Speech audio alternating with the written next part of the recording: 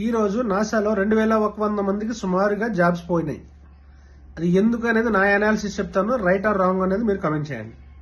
అది ఎలా అంటే యుఎస్ ఎలక్షన్స్ కు ముందు ట్రంప్ ని సపోర్ట్ చేస్తూ ఎలాన్ మస్క్ కొంత బడ్జెట్ ఇవ్వడం జరిగింది. అలాగే ఎక్స్ త్రూ సపోర్ట్ చేయడం కూడా జరిగింది. అయితే ట్రంప్ గవర్నమెంట్ వచ్చింది కాబట్టి ఇప్పుడు ఎలాన్ మస్క్ ఏదో రిటర్న్ గిఫ్ట్ ఇవ్వాలి కదా.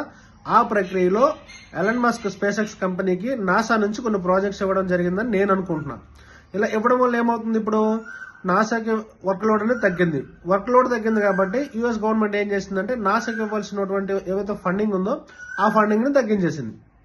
ఇప్పుడు నాసా ఏం చేయాలి, తనకున్న బడ్జెట్ లోనే తన ఆపరేషన్స్ కంటిన్యూ చేయాలి. అలా చేయాలంటే ఏం చేయాలి, తనకున్న బడ్జెట్ అనేది తక్కువ ఉంది కాబట్టి ఉన్న రిసోర్స్ ని తగ్గించుకోవాలి. అలా తగ్గించుకున్న ప్రక్రియలోనే ఈ రిటైర్మెంట్స్ కావచ్చు, ఈ బైఅవుట్స్ కావచ్చు, లేకపోతే ఈ కొంత టైం ఇచ్చి వీళ్ళకి వెళ్ళిపోయినరా బాబు అని చెప్పడం ఇలాంటివి జరిగినాయి. అయితే ఇది ఎవరికి అడ్వాంటేజ్, ఇండియాకి ఇది ఒక అడ్వాంటేజ్.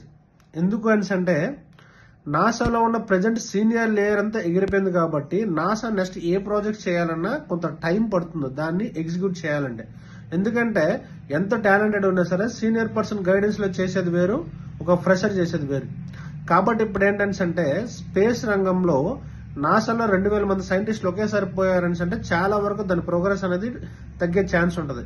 ఇప్పుడు మన స్పేస్ టెక్నాలజీ మీద కానీ మనం ఎక్కువ కాన్సన్ట్రేషన్ పెట్టగలిగితే గ్లోబల్లో నాసాతో పోల్చుకుంటే మనకు కూడా కొంచెం మంచి క్రేజ్ వచ్చే ఛాన్స్ అనేది ఉంటుంది అనమాట.